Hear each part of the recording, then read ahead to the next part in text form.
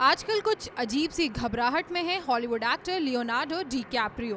कुछ है जिसने आजकल हॉलीवुड एक्टर लियोनार्डो की रातों की नींद लूट ली है। आजकल डिकैप्रियो को रातों को गहरी नींद नहीं आती और जब आती है तो किसी कारण खुल सी जाती है।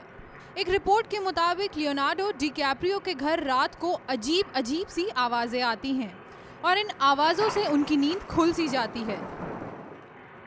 डिकैप्रियो ने कहा कि वैसे तो उन्हें भूतों से डर नहीं लगता, मगर कुछ तो अजीब सा ज़रूर है जो उन्हें परेशान कर रहा है।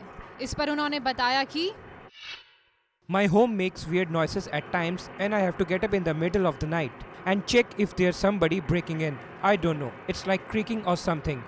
It's weird ghost noises, but I don't believe in ghosts, so it's like the wind or the way it was built. ये आवाज़ें किसी सुपरनैचुरल चीज़ की हैं या फिर आपके मन का वहम, पर हम ये वाकई ही चाहेंगे कि आपकी रातों की नींद जल्द ही वापस लौट आए। Entertainment desk, day and night news.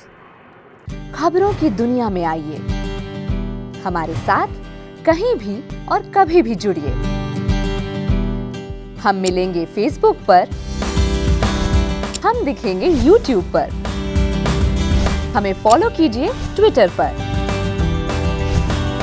खबरों के साथ बने रहिए रात दिन।